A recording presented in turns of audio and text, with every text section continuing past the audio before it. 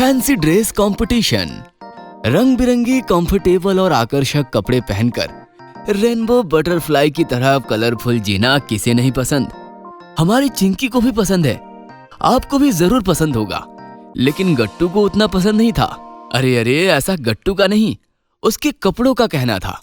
गट्टू ठहरा चंचल और मस्तीखोर बच्चा, दिन भर बस इधर उधर भटकते रहता था। कहीं भी उठता था, बैठता था, गिरता था और कभी कभी तो बात उसकी कॉलर तक भी पहुंच जाती थी। नहीं समझे? अरे भाई, छोटे मोटे झगड़े तो होते ही रहते हैं, लेकिन उसमें कपड़ों का क्या दोष। मम्मी का भी बस एक ही सवाल रहता था गट्टू से, गट्टू, आज फिर तुम शर्ट खराब करके आए हो। बेटा, कपड़ों के साथ मस्ती नहीं करनी चाहिए। और इस प्रकार गट्टू का बस एक ही जवाब होता था, सॉरी मम्मी, आगे से ऐसा नहीं होगा। और दूसरे दिन शाम को फिर स्कूल यूनिफॉर्म खराब। लेकिन चिंकी की बात ही कुछ अलग थी। चिंकी को बस अच्छे अच्छे कपड़े पहनने का ही शौक नहीं था, चिंकी कपड़ों का ख्याल भी अच्छे से रखती थी। अपने कपड़ों से वो प्यार करती थी। दाग तो दूर, चिंकी के कपड़ों पर छोटी सी मक्खी भी नहीं बैठी देखी किसी ने। कपड़ों के मामले में ऐसी थी चिंकी, और ऐसे ही चलता रहा। धीरे धीरे गट्टू चिंकी बड़े होते गए, स्कूल के आवर्स भी बढ़ते चले गए, और फिर स्कूल के बाद ट्यूशन। गट्टू चिंकी सुबह से शाम तक स्कूल की यूनिफॉर्म में ही रहने लगे और कलरफुल कपड़े कबर्ड में ही पड़े रहने लगे। क्या यार गट्टू, सुबह हो या शाम, बस ये एक ही सफेद यूनिफॉर्म। बोर हो गई हूँ मैं, लेकिन कर भी क्या सकती हूँ। स्कूल में कलरफुल कपड़े पहनकर आना तो अलाउड ही नहीं है। लेकिन मैं बिल्कुल भी बोर नहीं हुआ हूँ, मुझे ये यूनिफॉर्म भी बहुत पसंद है। ये सुनकर चिंकी गट्टू को ताना मारती हुई बोली, हाँ, तुम्हें यूनिफॉर्म तो सबसे ज्यादा पसंद होगा, क्योंकि वो सफेद जो है, और सफेदी की चमकान मिटाना तो तुम्हारी हॉबी है। ए चिंकी यार, ऐसा क्यों कह रही हो? देखो जरा अपने यूनिफॉर्म को, क्या हालत कर दी है। सॉरी, आगे से ऐसा नहीं होगा। बात केवल चिंकी की ही नहीं थी, स्कूल के बाकी बच्चे भी दिन भर बस यूनिफॉर्म पहनकर बोर हो गए थे। और इतना ही नहीं, मिश्रा सर भी बच्चों को हर रोज बस स्कूल यूनिफॉर्म में देखकर बोर हो चुके थे। और अचानक एक दिन मिश्रा सर ने क्लास में आकर ऐसी अनाउंसमेंट की, जिसे सुनकर सारे बच्चों के चेहरे एकदम कलरफुल हो गए। बच्चों, मंडे को स्कूल में फैंसी ड्रेस कंपटीशन होगा। जिसे जो पहनना है पहने, क्या क्या क्रिएटिविटी दिखानी है दिखाओ। कल संडे की छुट्टी है आपके लिए, भरपूर तैयारी करो और मंडे को स्कूल यूनिफॉर्म को छुट्टी दो। क्लास के बच्चे सच में बहुत खुश थे। दोपहर की छुट्टी में बस बातें ही बातें हो रही थी। मैं परी बनकर आऊंगी, मैं सोल्जर बनकर आऊंगा, और मैं पायलट बनकर आऊंगा। अरे ये कंपटीशन है, कुछ तो सीक्रेट रखो। आज ही बता दोगे सब, तो फिर मंडे के लिए क्या खास बचेगा? ओह, वेरी स्मार्ट। अब हम भी देखते हैं मंडे को तुम क्या फैंसी पहनकर आती हो। मुझे चैलेंज? ठीक है, चैलेंज एक्सेप्टेड। गट्टू चिंकी शाम को जैसे ही घर लौटे, गट्टू ने चिल्ला चिल्ला कर पापा के कान पका दिए। पापा, पायलट की ड्रेस, चलो मुझे लाकर दो, अभी के अभी। अरे हाँ बाबा, कल पूरा संडे पड़ा है, दोनों का कंपटीशन है ना, चिंकी को भी साथ लेकर जाएंगे। चिंकी बताओ, फैंसी ड्रेस में क्या पहनना है तुम्हें? ये सुनकर गट्टू हंसते हुए बोला, उसने तो अब तक डिसाइड ही नहीं किया होगा कि उसे क्या पहनना है। चिंकी बेचारी सोचती रही कि वो ऐसा क्या पहनकर जाए जिससे कपड़ों को फैंसी टच मिले और वो कंपटीशन जीत जाए, लेकिन उसे कुछ भी सूझ नहीं रहा था। गट्टू तो चिंकी के सामने उसे चिढ़ाने के लिए नाच रहा था। मेरी पायलट वाली ड्रेस आ रही है, तुम्हारा क्या? बोलो बोलो बोलो। बेचारी चिंकी दुखी हो गई और मम्मी के पास जाकर रोने लगी। मम्मी ने उसे समझाया और फिर कबर्ड खोलकर उसे अपने पुराने कपड़े दिखाए। चिंकी उन कपड़ों में बहल गई। वाह मम्मी, आपके तो बचपन के कपड़े भी हैं इसमें। हाँ, संभाल कर रखे हैं मैंने। अचानक चिंकी को एक आइडिया आया और वो एक्साइटेड होकर मम्मी को बिलक गई। थैंक्स मम्मी, मुझे आइडिया देने के लिए। और आखिर वो दिन आ ही गया जिसका सबको इंतजार था, फैंसी ड्रेस कंपटीशन का दिन। मंडे के दिन स्कूल के सारे बच्चे फैंसी ड्रेस पहनकर आए हुए थे। गट्टू तो पायलट बनकर बस इधर उधर उड़ रहा था। बच्चों को जज करने के लिए खास जज बुलाए गए थे। अरे कहाँ है वो चिंकी? बेचारी डर के मारे घर से निकली ही नहीं थी। तभी चिंकी की एंट्री हुई और सब उसे देखते रह गए। फिर एकदम से हंसने लगे क्योंकि चिंकी ने बहुत सारे कपड़ों के छोटे छोटे टुकड़े करके उनसे एक ड्रेस बनवाई थी। अरे चिंकी, और दूसरा कुछ नहीं मिला पहनने के लिए? ये क्या फटे पुराने कपड़ों की दुकान लग रही हो एकदम। जजेस ने चिंकी को जज किया और फिर रिजल्ट सुनाया। तो बच्चों, इस फैंसी ड्रेस कंपटीशन की विनर है चिंकी। ये सुनकर गट्टू और बंटी एकदम शॉक्ड हो गए। मैं जानता हूं आप हैरान होंगे, और मैं भी हैरान था चिंकी की क्रिएटिविटी देखकर। आप सबने बस रेडीमेड ड्रेस लाकर वह पहन लिए, लेकिन मैं देख पा रहा हूं कि चिंकी ने कुछ क्रिएटिव किया। उसने अपनी मम्मी पापा के बचपन के कपड़ों से लेकर आज के कपड़ों में से सबका एक एक पीस लिया और एक बेहद खूबसूरत ड्रेस बनाया। उसकी इस क्रिएटिविटी से पुराने जमाने के कपड़ों का पैटर्न पता चलता है। उस जमाने में क्या पहना जाता था, उस टाइम का फैशन, आज का फैशन, बहुत बड़े बड़े रेफरेंस जुड़े हैं उसकी इस फैंसी ड्रेस से। उसकी ये ड्रेस मैं आगे स्टडी के लिए भेजूंगा, लेकिन अभी मैं चिंकी को बुलाता हूँ ट्रॉफी लेने के लिए। चिंकी स्टेज पर गई और उसने अपनी ट्रॉफी ले ली। सबने तालियों से चिंकी का अभिनंदन किया और इस प्रकार अपनी क्रिएटिविटी दिखाकर चिंकी ने फैंसी ड्रेस कंपटीशन का चैलेंज पूरा किया। गट्टूज न्यू हेयर कट। हर किसी पे हर वक्त किसी ना किसी बात का भूत सवार रहता है। गट्टू पर भी बाल बढ़ाने का भूत सवार हो चुका था। गट्टू, बाल काफी बढ़ गए हैं, हेयर कट कर लो। बेटा, तुम्हें लंबे बाल सूट नहीं करते।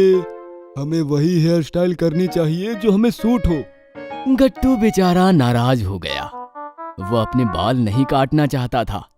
गट्टू घर आया तो उसने मम्मी पापा को कुछ नहीं बताया, लेकिन चिंकी वो कहाँ चुप रहने वाली थी। घर आते ही उसने गट्टू की चुगली कर दी। पापा, मिश्रा सर ने गट्टू को बाल काट कर आने को कहा है कल। अरे मैं भी तो कब से समझा रहा हूँ इसे, लेकिन ये माने तब ना। इसकी मम्मी भी बस इसकी ही साइड लेती है। नहीं, मिश्रा सर ने कहा है तो अब मैं गट्टू की साइड नहीं लूंगी। गट्टू, अब तुम्हें बाल काट ही लेने चाहिए। ये सुनकर गट्टू को रोना आ गया। नहीं मम्मी, आप देख रही हो ना, मैं कितने दिनों से बाल बढ़ा रहा हूँ, फिर ऐसे अचानक कैसे काट दूँ? मुझे उस फिल्म के हीरो जैसे बाल रखने हैं। आपने देखा था ना, जब वो घोड़े पर बैठकर विलेन के पीछे भाग रहा था, तब उसके बाल कैसे हवा में लहरा रहे थे। बेटा, वो फिल्म है। रील और रियल की दुनिया में बहुत फर्क होता है। बढ़े हुए बाल स्कूल और सोसाइटी में अच्छा इम्पैक्ट नहीं देते हैं। हमें डिसेंट हेयर स्टाइल रखनी चाहिए जो हमारी पर्सनालिटी को सूट करे। मिश्रा सर भी यही कह रहे थे।